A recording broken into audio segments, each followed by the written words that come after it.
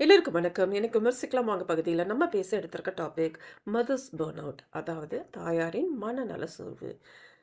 இது என்ன ஒரு புது டாபிக் அப்படின்னு பார்த்தீங்கன்னா, நெறைய குடும்பத்தில குழந்தைகளுக்கும் சரி, பெற்றோர்களுக்கும் சரி, எல்லாருக்குமே தாயார் அப்படின்றது ஒரு பெரிய ரோலுங்க. அந்த குடும்பத்தோட முக்கியமான இதய துடிப்பே தாயார் தான். எப்ப தாயார் வந்து எல்லா விஷயத்தையும் எடுத்து போட்டுட்டு செய்றாங்களோ, அந்த குடும்பம் ரொம்ப நல்லா இருக்கும். அப்படின்ற எதிர்பார்ப்பு தான் எல்லார்ட்டயும் இருக்கு. குழந்தைகள் பார்த்தீங்கன்னா, எங்க அம்மா ஒரு சூப்பர் ஹீரோன்னு சொல்ற அளவுக்கு குழந்தைகள் அவங்க அம்மாவ தூக்கி வச்சு பேசுறாங்க.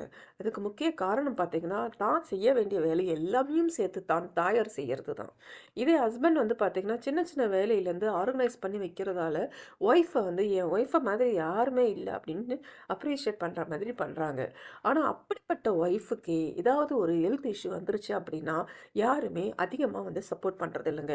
1 நாள் 2 நாள் ரெஸ்ட் எடுத்துக்கோன்னு சொல்லுவாங்க. 3வது நாள், "இன்னைக்கும் இதே தான் செஞ்சு வச்சிருக்கியா? வேற எதுவுமே செய்யல. இத நாங்க எப்படி சாப்பிடுறது?" அப்படின்னு கேட்க ஆரம்பிச்சுருவாங்க. ஸோ நம்ம குடும்பத்தில பார்த்தீங்கன்னா, அம்மா அப்படின்றவங்களோட ரோல் ரொம்ப ரொம்ப முக்கியங்க. குழந்தைக்கு முதல் நம்பிக்கை குடுக்கறதே அம்மா அப்படின்றவங்க தான். நம்மளோட சந்தோஷமும் சரி, துக்கமும் சரி நம்ம ஷேர் பண்ணணும் அப்படின்னா, ஒரு சேஃப் பிளேஸே எது அப்படின்னா நம்மளோட அம்மா தான். அம்மா இருக்காங்க அப்படின்னு நம்ம நினைக்கிறதே நமக்கு சந்தோஷம் குடுக்கக்கூடிய ஒரு விஷயங்க. இப்படிப்பட்ட அம்மா அப்படின்றவங்க நம்ம கரெக்ட்டா அவங்கள கேர் டேக் பண்றோமா அப்படின்னு பார்த்தீங்கன்னா, இல்லங்க. அதனால தான் மதர்ஸ் பர்ன் அவுட் அப்படின்ற டாபிக்க பத்தியே நம்ம இன்னைக்கு பேச போறோம். மதர்ஸ் பர்ன் அவுட் அப்படின்னா என்ன அப்படின்னு பார்த்தீங்கன்னா, ஒரு அம்மாவுக்கு நீண்ட நாட்களா உடல் அளவிலயும் சரி, மனசு அளவிலயும் சரி, உணர்ச்சி ரீதியாவும் சரி, சோர்ந்து போகக்கூடிய நிலைய தான் நம்ம அம்மாவின் மன அழுத்த சோர்வு அப்படின்னு சொல்றோம். இதை எளிமையா எப்படி புரிஞ்சுக்கலாம் பார்த்தீங்கன்னா, ஒரு அம்மா தொடர்ந்து அந்த வீட்டுக்கு தேவையான எல்லா வேலைகளையும் தான் பொறுப்போட எடுத்து செய்றாங்கன்னு வச்சுங்களேன். அதுவும் அந்த எல்லா பொறுப்பையும் நானே பார்த்துக்கிறேன். கடைக்கு போறதும் சரி, ட்ரெஸ் எடுக்கிறதும் சரி, பொருட்கள வாங்குறதும் சரி, இல்ல ஓய்வு இல்லாம வீட்ட கிளீன் பண்றதும் சரி, எல்லாத்தையுமே நானே பார்த்துக்கிறேன். ஏன்னா நான் ஹவுஸ் ஒய்ஃப் தானே அப்படின்னு சொல்லிட்டு, அம்மாவி பொறுப்ப எடுத்துக்கிட்டாலும் சரி, இல்ல பொறுப்புகள் திணிக்கப்பட்டாலும் சரி, எப்படி இருந்தாலும் சரி, ஒரு அம்மா அப்படின்றவங்க தொடர்ந்து இந்த மாதிரி இருந்தாங்களே, ஒரு கட்டத்தில பார்த்தீங்கன்னா, கம்ப்ளீட்டா எக்ஸாஸ்ட் ஆயிடுவாங்கங்க. அந்த முழுமையான ஒரு களைப்பு நிலை வரும்போது தான் மதர்ஸ் பர்ன் அவுட் அப்படின்ற சிச்சுவேஷன் உருவாகுது. இத எப்படி நம்ம தெரிஞ்சுக்கலாம்? எங்க அம்மாவுக்கு பர்ன் அவுட் இருக்கா? இல்லையான்னு எப்படி தெரிஞ்சுக்கலாம்னா, பார்க்கும்போது அம்மா எப்பயுமே ஒரு டயர்டாவே இருப்பாங்கங்க. சீக்கிரமா கோவப்படுவாங்க. தனக்கு தானே சொல்லுவாங்க, "எனக்கு ரெஸ்ட்டே இல்ல. எனக்கு ரெஸ்ட் வேணும்னு" வாய் விட்டே வெளிப்படையாவே சொல்ல ஆரம்பிப்பாங்க. குழந்தைகள்ட்ட ஃபர்ஸ்ட் இருந்த மாதிரி பேஷன்ஸா இருக்க மாட்டாங்க. எதுக்கு எடுத்தாலுமே கோவப்படக்கூடிய சிச்சுவேஷன்லயே இருப்பாங்க. முகத்தையும் பார்த்தீங்கன்னா, சந்தோஷ மனநிலையே இல்லாம, எப்பயுமே பார்த்தீங்கன்னா, நெகட்டிவ் விஷயத்தையும் பேசிக்கிட்டு, ஏதாவது கோவம் வர்ற மாதிரி விஷயத்தையே பேசிக்கிட்டே இருப்பாங்க. இப்படி உங்க வீட்ல உங்க தாயாரோட நிலைமை இருந்துச்சு அப்படின்னா, கண்டிப்பா நீங்க கவனிக்க வேண்டியது, இது சாதாரண சோர்வு கிடையாது. இது நீங்க கவனிக்கப்பட வேண்டிய ஒரு விஷயம். அதே அளவுக்கு மென்டல் ஹெல்த் இஷ்யூன்னு பெரிய லெவலுக்கு நம்ம போகணும்னு அவசியம் இல்லங்க. இத கண்டிப்பா நம்ம ஈஸியா சால்வ் பண்ண முடியும். எப்படி சால்வ் பண்ணலாம் அப்படின்னு பார்த்தீங்கன்னா, அதெல்லாம் தான் இந்த டிப்ஸ நம்ம இன்னைக்கு பார்க்க போறோம். சப்போஸ் இதெல்லாம் இல்ல 2 நாள்ல ரெஸ்ட் எடுத்தா சரியா போயிடும். ஒரு இடத்துக்கு பிக்னிக் மாரி அவுட்டிங் போனா சரியா போயிடும். அப்படிலாம் நீங்க நெனச்சீங்கன்னா, உங்களோட நெனப்பு கொஞ்சம் மாத்திக்கணுங்க. ஏன்னா, இந்த மாதிரி விஷயத்த எல்லாமே பார்த்தீங்கன்னா, டெம்பரரி சொல்யூஷன் குடுக்குமே தவிர, பெர்மனன்ட்டா நமக்கு தெரியாது. ஸோ, இந்த டிப்ரஷன் லெவல் அளவுக்கு நம்மளோட பர்ன் அவுட் போக விடாம, எப்படி நம்ம இக்னோர் பண்ணணும்? எப்படி அத ஹேண்டில் பண்ணணும்? அப்படின்றத தான் நம்ம இன்னைக்கு பார்க்க போறோங்க. அம்மா. இந்த அம்மா அப்படின்னு நெனப்பு நம்ம பேசும்போதே பார்த்தீங்கன்னா, எல்லாருமே சொல்லக்கூடியது, "எங்க அம்மா ஒரு சூப்பர் ஹீரோ தெரியுமா? எங்க அம்மா ரோபோட் மாதிரி காலையில 4 மணிக்கு எந்திரிச்சாங்கன்னா, எல்லா வேலையுமே அழகா முடிச்சுருவாங்க தெரியுமா?" அப்படின்னு பேசக்கூடிய குழந்தைகளா இருக்கட்டும், "என் ஒய்ஃப் மாதிரி வேற யாருமே இல்லங்க. எவ்வளோ அழகா லஞ்ச் பேக் பண்ணி குடுக்குறாங்க தெரியுமா?" அப்படின்னு புகழ்ந்து பேசக்கூடிய ஹஸ்பண்டா இருந்தாலும் சரிங்க. எல்லாருமே புரிஞ்சுக்க வேண்டியது, அம்மா அப்படின்றவங்க ஒரு ரோபோட் இல்லங்க.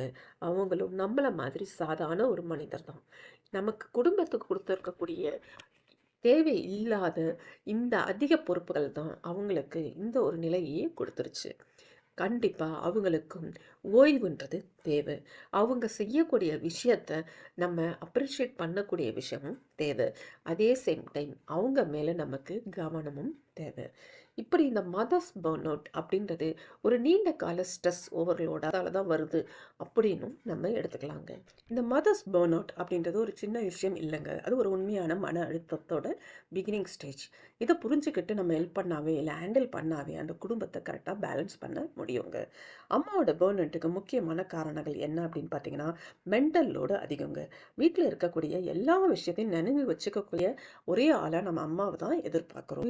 ஸ்கூல் ஃபீஸ் கட்டணும், டேக்ஸ் கட்டணும், தண்ணி வரி கட்டணும், அது கட்டணும், இது கட்டணும்னு குழந்தைங்களுக்கு தேவையான விஷயமும் சரி, குடும்பத்துக்கு தேவையான விஷயமும் சரி, நினைவில் வைத்துக் கொள்ளக்கூடிய ஒரே ஆளா நம்ம எதிர்பார்க்கக்கூடியது அம்மாவை தான். குழந்தைகள் ஸ்கூலு, ஃபுட்டு, ஹெல்த்துன்னு எல்லாம் ஒரே நேரத்தில் வந்து நமக்கு ப்ரெஷர் கொடுக்கும்போது மென்டல் லோடுன்றது அதிகமாகுதுங்க. இது இல்லாமல் தாயாரும் கூட பார்த்தீங்கன்னா, தனக்கு ஓவர்லோடு இருக்குன்றதையே அறிஞ்சிக்காமையே, நான் மட்டும் தான் இதெல்லாம் செய்யணும், நான் செஞ்சால் தான் என் குழந்தைங்களுக்கு பிடிக்கும் அப்படின்னு ஒரு ஃபீலிங்கோட தான் இருக்காங்க. இந்த ஃபீலிங்கே தாங்க அவங்களுக்கு ஓவர்லோடோட காரணம். 2வது, ஓய்வில்லாத வாழ்க்கைங்க. தாயார பொறுத்தவரைக்கும், ஸ்கூல் டைம்லயும் பார்த்தீங்கன்னா, அவங்களுக்கு காலையிலேயே எந்திச்சு எல்லா வேலையும் செய்யணும். லீவு நாள்லயும் பார்த்தீங்கன்னா, அவங்களுக்கு எல்லா வேலையும் செய்ய வேண்டிய ஒரு நிர்பந்தத்துல இருக்காங்க. ஈவன் வந்து டைமிங் தான் கொஞ்சம் வித்தியாசப்படுமே தவிர, கண்டிப்பா அவங்க தான் செய்யக்கூடிய ஒரு நிர்பந்தத்துக்கு இருக்காங்க. ஈவன் நமக்கு வந்து ரிலேட்டிவ்ஸ் வராங்க, கெஸ்ட் வராங்க வீட்டுக்கு அப்படின்னு பார்த்தா கூட, மத்தவங்களுக்கு அது வந்து ஒரு கலகலப்ப குடுத்தா கூட, மத்தவங்களுக்கு ஒரு மென்டல் ஸ்ட்ரெஸ்ஸ வந்து ரிலீவ் பண்ற மாதிரி இருந்தா கூட, தாயாருக்குன்னு பார்க்கும்போது அது ஒரு ஓவர்லோடோட ஸ்டேஜ் தாங்க. இப்படி ஓய்வில்லாத ஒரு வாழ்க்கை இருக்கும்போது, சில டைம்ல தாயார் வந்து நான் ரொம்ப டயர்டா இருக்கேன்னு வெளியில சொல்லக்கூட தயங்குறாங்க. ஏன்னா, அது சொன்னதால நம்மள பத்தி நெனப்பு வச்சிருக்க குழந்தைங்கள நம்ம தப்பா நெனச்சுருவாங்களோ, நம்ம ஹஸ்பண்ட் அத தப்பா எடுத்துருவாரோ அப்படின்ற மாதிரி, நான் டயர்ட் அப்படின்னு வெளியில சொல்லக்கூட தயங்குறாங்க. ஈவன் அப்படியே அவங்க சொன்னா கூட, அத வந்து எல்லாம் ஒரு விஷயம் மாதிரி எடுத்துப்பாங்களே தவிர, அதுக்கு இம்பார்ட்டன்ஸ் யாருமே குடுக்கறதில்ல. இதுதான் ஓய்வில்லாத இந்த ஒரு வாழ்க்கை நிலை தான் முக்கியமான இன்னொரு காரணம். 3வது காரணம் என்ன அதிகமா சொல்லலாம்னா, அப்ரிசியேஷன் இல்லாம இருக்கிறதுங்க. ஒரு மிஷின் என்னதான் ரன்னிங் ரேஸ் மாரி ஓடிக்கிட்டே இருந்தா கூட, அதுக்கும் சில நேரம் பிரேக் வேணும். அதுக்கும் சில அப்ரிசியேஷன் வேணும். அதுக்கும் பூஸ்டப் பண்ற மாதிரி ஏதாவது நம்ம மெயின்டெனன்ஸ் பண்ணணும். ஆனா, ஃபேமிலில இருக்கக்கூடிய தாயார் அப்படின்றவங்ககிட்ட யாருமே புகழ்ந்து பேசுவாங்களே தவிர வெளியில, ஆனா தாயார்கிட்ட அந்த நன்றி உணர்வ காட்ட மாட்டாங்க. "இன்னும் நீங்க செய்யலையா? இதே ஃபுட் தான் நீங்க செஞ்சிருக்கீங்களான்னு?" தாயார்கிட்ட வாய்ஸ் ரைஸ் பண்ணி பேசக்கூடிய குழந்தைகள் தான் நெறைய பேர் இருக்காங்க. இதே சேம் டைம் ஹஸ்பண்டும் சரி, ஒரு 5 நிமிஷம் ஒரு நாள் சமையல்ல லேட் ஆயிடுச்சுன்னா, டாட்டு பூட்டுன்னு கத்திருவாங்க. இவ்வளோ நாள் கரெக்ட் டைம்க்கு செஞ்ச ஒய்ஃப் இன்னைக்கு தான் 5 நிமிஷம் லேட் பண்ணியிருக்காங்களேன்னு அந்த பொறுமையும் அவங்க கிட்ட இல்லங்க. இந்த அப்ரிசியேஷன் இல்லாம இருக்கிறதே வந்து பார்த்தீங்கன்னா, தாயாருக்கு ஒரு விதமான மன அழுத்தத்த உண்டு பண்ணுங்க. ஆரம்பத்துலலாம் அவங்க ஒண்ணும் அப்ரிசியேஷனுக்காக செய்யக்கூடிய ஆள்கள்லாம் இல்ல.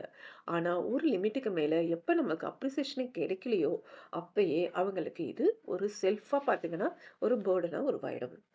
4வது விஷயம் பார்த்தீங்கன்னா, நெறைய ஃபேமிலில நடக்கக்கூடிய விஷயம், மதர் ரோல்ல இருக்கிறவங்க தன்ன கேர் பண்றதுக்கு நெக்லெக்ட் பண்ணிக்கிறாங்கங்க. தன்ன கவனிக்கிறதுக்கு மட்டும் நேரம் ஒதுக்குறதும் கிடையாது. நேரத்த உருவாக்குறதும் கிடையாது. பிசிக்கல் ஹெல்த்தா இருக்கட்டும், மென்டல் ஹெல்த்தா இருக்கட்டும் 2த்தையுமே கவனிக்காம லாஸ்ட் பிரையாரிட்டில போட்டுர்றாங்க. எப்ப அவங்க செல்ஃப் கேர் பண்ணலையோ, அதுக்கு பிரையாரிட்டி குடுக்கலையோ, அப்பயே உங்களோட ஹெல்த் வந்து பார்த்தீங்கன்னா, லாங் ரன் போக முடியாதுங்க. 5வது விஷயம் பார்த்தீங்கன்னா, கம்பேரிசன். மத்த அம்மா கூட நம்ம கம்பேர் பண்ணிக்கிறது. நம்மளே நம்மள கம்பேர் பண்ணிக்கிறது. அதே சேம் டைம்ல குழந்தைகளும் மத்தவங்களோட கம்பேர் பண்ணிக்கிறது. அங்க பார்த்தீங்களா, அவங்களோட அம்மா அவ்ளோ வேலை செஞ்சிருக்காங்க.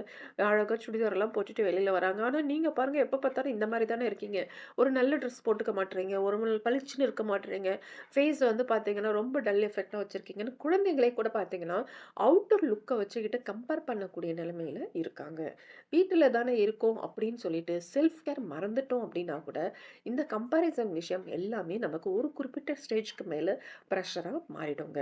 பெர்ஃபெக்ட் அம்மாவா இருக்கணும்னு நீங்க நினைச்சீங்கன்னா மட்டுமே, இதெல்லாம் கரெக்ட்டா பண்ண முடியும்னு நினைச்சீங்கன்னா, அதுவும் தப்புங்க. பெர்ஃபெக்ட் அம்மாவா இருக்கணும்னு நினைக்கிறதே வந்து ஒரு ப்ரெஷர் மாரி தான். பேச யாருமே இல்லாத நேரத்துல மனசுல வந்து ஸ்ட்ரெஸ் வருது அப்படின்னா, கண்டிப்பா நமக்கு யார்கிட்டயுமே ஷேர் பண்ண முடியாதுங்க. சைலன்ட்டா அத தாங்கிக் கொள்ளவும் முடியாது. எப்ப நீங்க சைலன்ட்டா தாங்கிக் கொள்றதுக்கு பிராக்டிஸ் பண்றீங்களோ, அப்பயே உங்களுக்கு பிரஷர்ன்றது அதிகமாயிடுங்க. இதே வந்து பார்த்தீங்கன்னா, தனக்கே எப்படி தெரிஞ்சுக்கிறது அப்படின்னு பார்த்தீங்கன்னா, தாயாரே தன்னோட விஷயத்தை தன்னையே அவங்க கவனிக்க முடியுங்க. யார்கிட்டயுமே நம்மளே எதிர்பார்க்காம நமக்கு அடிக்கடி கோவம் வருது அப்படின்னா, சீக்கிரமா கோவம் வருது அப்படின்னா, அப்பயும் நம்ம தெரிஞ்சுக்கலாம் நம்ம ரொம்ப ஸ்ட்ரெஸ்ல இருக்கோம்னு. அதே சேம் டைம்ல எந்த விஷயத்து மேலயும் ஆர்வம் இல்லாம மனசோர்வோட இருக்கும். இல்ல சில டைம்ல பார்த்தீங்கன்னா, வாய் விட்டு நல்லா அழலாம் போல இருக்கும். சில சின்ன சின்ன விஷயத்துல கூட பார்த்தீங்கன்னா, கண்ணுலருந்து ஆட்டோமேட்டிக்கா தண்ணி வந்துரும். இந்த மாரி சின்ன விஷயத்துக்கு எல்லாமே நீங்க ஃபீல் பண்ணக்கூடிய விஷயம் இருந்ததுனாலும், நீங்க உங்கள கவனிக்க ஆரம்பிக்கணுங்க. அதோட இல்லாம குழந்தைகள்ட்ட எப்ப பார்த்தாலும் கத்திக்கிட்டே இருக்கிறது, பேஷன்ஸே இல்லாம இருக்கிறது, தனக்கு தானே எனக்கு ஓய்வே இல்ல அப்படின்னு ஒரு ஃபீலிங் வர்றது. இந்த மாரிலாம் இருந்துச்சுனாவே, கண்டிப்பா நீங்க பர்ன் அவுட்ல இருக்கீங்க அப்படின்னு அர்த்தங்க. சரி. இத எப்படி பிராக்டிகலா நீங்க சால்வ் பண்ணலாம் அப்படின்னா, மதர் ரோல்ல நீங்க இருக்கீங்கன்னா, கண்டிப்பா மீ டைம் அப்படின்றத ஃபிக்ஸ் பண்ணுங்க. அது என்ன மீ டைம் அப்படின்னா, எனக்கான நேரம். ஒரு 15 நிமிஷம் பண்ணலாம். இல்ல ஒரு 1/2 மணி நேரம் பண்ணலாம். உங்களுக்குன்னு ஒரு குறிப்பிட்ட நேரம், உங்களோட நேரம்னு வச்சுக்கணுங்க. அதுல நீங்க யாரையுமே இன்டர்ஃபியர் பண்ண விடக்கூடாது. அந்த 15 நிமிஷத்துல, இல்ல அந்த 30 நிமிஷத்துல நீங்க கோயிலுக்கு போயிட்டு பிரேயர் பண்ணக்கூடிய டைமா எடுத்துக்கலாம். இல்ல வீட்லயே இருந்து நீங்க பிரேயர் பண்ணக்கூடிய இடத்தா எடுத்துக்கலாம். இல்ல வாக்கிங் போலாம். இல்ல மியூசிக் கேட்கலாம். தினசரி உங்களுக்குன்னு ஒரு மீ டைம செட் பண்ணுங்க. இது லக்ஸரிலாம் கிடையாதுங்க. ராயலா இருக்கணுன்றதுக்காக செட் பண்றதெல்லாம் கிடையாது. உங்கள நீங்க அறிஞ்சுக்கக்கூடிய நேரம். 2வது விஷயம், பேச கத்துக்கோங்க. எந்த விஷயத்த பேசணும், எது பேசக்கூடாது அப்படின்றதையும் கத்துக்கோங்க. ஆனா, எந்த விஷயத்தையுமே மனசுல வச்சுக்காதீங்க. சின்ன சின்ன விஷயம் அன்னைக்கு நடந்தது உங்களுக்கு மனசு வலிக்கிற மாரி இருந்தா கூட, யார்கிட்ட ஷேர் பண்ணா நல்லா இருக்குமோ, அவங்க கிட்ட ஷேர் பண்ணிக்கோங்க. ஹஸ்பண்ட்ட பண்ணலாம், ஃப்ரெண்ட்ஸ் கிட்ட பண்ணலாம், சிஸ்டர்ஸ் கிட்ட பண்ணலாம், இல்ல பக்கத்து வீட்டுக்காரங்கள்ட்ட பண்ணலாம், இல்ல என்னைக்கோ படிச்ச ஒருத்தவங்கள்ட்ட போயிட்டு பண்ணிக்கலாம். ஏதோ ஒருத்தவங்கள்ட்ட ஏதாவது ஒரு விஷயத்த மனசுல வச்சுக்காம நீங்க பேச ஆரம்பிங்க. பேசுனீங்கனாவே பாதி மன அழுத்தம் குறைஞ்சிருங்க. 3வது விஷயம். நெறைய பேரண்ட்ஸுக்கு இருக்கக்கூடிய ஸ்ட்ரெஸ், ப்ரஷரே பார்த்தீங்கன்னா, நான் பெர்ஃபெக்ட் மாமா இருக்கணும் அப்படின்னு நெனப்பு தான். இந்த பெர்ஃபெக்ட் மாமா யாராலயுமே இருக்க முடியாதுங்க. நார்மலா நீங்க இருந்தீங்கன்னா மட்டும் தான் மிஸ்டேக்க நீங்க சால்வ் பண்ண முடியும். எப்ப நீங்க பெர்ஃபெக்ட்ன்னு இருக்கணும்னு ட்ரை பண்றீங்களோ, அப்போ உங்களுக்கு உங்கள சுத்தி நடக்கக்கூடிய எல்லா விஷயமுமே பெரிய பூதகரமா தெரிய ஆரம்பிக்கும். இதுவே உங்களுக்கு ஆட்டோமேட்டிக்கா ப்ரஷர உண்டு பண்ணும். 4வது விஷயம். தாயார் ரோல்ல நீங்க இருக்கும்போது பார்த்தீங்கன்னா, உங்க வீட்ல இருக்கக்கூடிய மத்தவங்கள்ட்ட ஹெல்ப் கேட்க தயங்காதீங்க. இது நான் தான் செஞ்சாகணும். நான் தான் நல்லா பெர்ஃபெக்ட்டா செய்வேன். அவங்க சரியா செய்ய மாட்டாங்க அப்படின்னு பண்ணாம, வீட்டு வேலையும் சரி, வெளியில பண்ணக்கூடிய விஷயமும் சரி, ஆளுக்கு ஏத்த மாதிரி ரெஸ்பான்சிபிலிட்ட பிரிச்சு குடுங்க. 5வது விஷயம். உங்களுக்கு ப்ரையாரிட்டி குடுங்கங்க. இதுதான் முக்கியமான விஷயமே. நெறைய பேர் வீட்ல செல்ஃப் கேர்ன்றது பண்ணாமயே போயிடுறாங்க. தனக்கு தானே கொஞ்சோண்டு மீந்தத சாப்பிடலாம். இல்ல தனக்கு தானே 11 மணிக்கு சாப்பிட்டுக்கலாம். தனக்கு தானே 11 மணி வரைக்கும், இல்ல 12 மணி வரைக்கும் வீட்டுக்காரர் லேட்டா அன்னைக்கு வராருனாலும் வெயிட் பண்ணி அவர் வந்ததுக்கப்புறம் சாப்பிடலாம். அப்படின்லாம் நீங்க உங்கள வந்து கடைசி லிஸ்ட்ல வச்சுக்கிட்டே இருந்தீங்கன்னா, எல்லா ப்ரெஷரும் ஒட்டுமொத்தமா சேர்ந்து உங்களுக்கு பர்ன் அவுட்டா கொண்டு வந்துருங்க. எப்பயுமே உங்களுக்கு ப்ரையாரிட்டி குடுங்க. நல்லா சாப்பிடுங்க. தூக்கம் வரும்போது தூங்குங்க. ஹெல்த் செக் பண்ணணுமா? பண்ணிக்கோங்க. எல்லாமே உங்களுக்கு நீங்களே பார்க்க ஆரம்பிங்க. முக்கியமா நீங்க தெரிஞ்சுக்க வேண்டியது, உங்கள கவனிக்க உங்கள தவிர வேற யாராலயும் பண்ண முடியாதுங்க. 6வது, சோஷியல் மீடியாவுல கம்பேர் பண்றத நிறுத்துங்க. மத்தவங்க செய்றத வச்சு, "இவங்க பாருங்க இன்னைக்கு வெரைட்டியா பண்ணியிருக்காங்க. என்னால ஒண்ணுமே செய்ய முடியலையே!" அப்படின்னு உங்களோட பெர்ஃபெக்ட் லைஃப் பெர்ஃபெக்ட்டா இல்லையேன்னு நீங்களே ஃபீல் பண்ணாதீங்க. ஒரு சில டைம்ல நீங்க ரெஸ்ட் எடுக்கிறதுனாலும் எடுத்துக்கலாம். ஒரு சில டைம்ல ரன்னிங் ரேஸ்ல ஓடுற மாரி ஓடுறதுனாலும் ஓடலாம். மத்தவங்கள கம்பேர் பண்ணிட்டே இருந்தீங்கன்னா, கண்டிப்பா உங்களால பெர்ஃபெக்ட்டா எதையுமே செய்ய முடியாதுங்க. 7வது விஷயம் பார்த்தீங்கன்னா, நோ சொல்ல கத்துக்கோங்க. எல்லா டைம்லயும் நான் ஒரு பெர்ஃபெக்ட் மாமா இருக்கணும்னு சொல்லிட்டு, எக்ஸ்பெக்டேஷன அதிகமா மத்தவங்களுக்கு வளர்த்து விடாதீங்க. எல்லாரையுமே எல்லா நேரத்துலயும் உங்களால சாட்டிஸ்ஃபை பண்ண முடியாதுங்க. சில விஷயத்துக்கு கண்டிப்பா நீங்க நோ சொல்லி பழக்கணுங்க. அப்படி பண்ணீங்கனாவே, அவங்களுக்கு உங்க மேல இருக்க எக்ஸ்பெக்டேஷன் குறையும். உங்களோட லோடும் குறையும். குடும்பத்துக்கே பார்த்தீங்கன்னா, முக்கியமான மத்த மெசேஜ் மத்தவங்களுக்கு குடும்பத்துல உள்ள மத்தவங்க என்ன பண்ணணும் அப்படின்னு பார்த்தீங்கன்னா, அம்மா அப்படின்றவங்க ஒரு ஆர்டினரி மனிதர் தான் அப்படின்றத நீங்க உணர்ந்துக்கணுங்க. அவங்க ஒரு ரோபோட் கிடையாது. சூப்பர் ஹீரோ கிடையாது. எல்லா டைமும் நெறைய வேலை செய்யக்கூடிய, மல்டி டாஸ்கிங் செய்யக்கூடிய, எல்லா டைமும் செய்யக்கூடிய ஒரு ஆள்ன்னு நீங்க நெனச்சுட்டே இருக்கக்கூடாதுங்க. நம்ம அம்மா நமக்கு ஸ்ட்ராங் தான். அதனால அவங்களுக்கு கேர் தேவையில்ல. ரெஸ்ட் தேவையில்ல, அப்ரிசியேஷன் தேவையில்லன்னு நம்ம நினைக்கக்கூடாது. அவங்களுக்கும் கேர் தேவை, அவங்களுக்கும் ரெஸ்ட் டைம் தேவை, அவங்களுக்கும் அப்ரிசியேஷன் தேவைங்க. நீங்க சொல்லக்கூடிய சொல்லக்கூடிய ஒரு தேங்க் யூ மெசேஜ் கூட அவங்களோட டேவ ஒரு பெரிய டிஃபரன்ஸா கொண்டு வரும். உங்க அம்மாவுக்கு நீங்க குடுக்கக்கூடிய பிரேக் டைம் கூட பார்த்தீங்கன்னா, அவங்களுக்கு ரீசார்ஜ் பண்ணி பூஸ்ட் அப் பண்றதுக்கு வழி கொடுக்கும். வீக்கெண்ட்ஸ்ல நீங்க செய்யக்கூடிய ஒரு சின்ன சின்ன ஹெல்ப் உங்க பேரண்ட்ஸ்க்கு இருந்தா கூட, அவங்களுக்கு அது அந்த வீக் ஃபுல்லா ஓடக்கூடிய அளவுக்கு எனர்ஜிய கொடுக்கும். ரொம்ப ரொம்ப முக்கியமான விஷயமே அம்மா தாங்க அந்த குடும்பத்துக்கு இதயமே. எப்ப அம்மா நல்லபடியா இல்லையோ, அப்பயே அந்த அந்த குடும்பம் நல்லபடியா இருக்கும்ன்ற எதிர்பார்க்க முடியாது. அம்மா நல்லா இருந்தாங்க தாங்க குழந்தையும் நல்லா வளருவாங்க. ஸோ நம்மளோட அம்மா ஹேப்பியா இருந்தா மட்டும் தான் அந்த குடும்பமும் ஹேப்பியா இருக்குங்க. இந்த டாபிக் உங்களுக்கு பிடிச்சிருந்ததுன்னா உங்க ஃப்ரெண்ட்ஸோட ஷேர் பண்ணுங்க. உங்க அம்மாவுக்கும் சப்போர்ட் பண்ணுங்க. வேற ஒரு டாபிக்கோட திரும்ப நம்ம மீட் பண்ணுவோம். அது வரைக்கும் எல்லோருக்கும் வணக்கம்.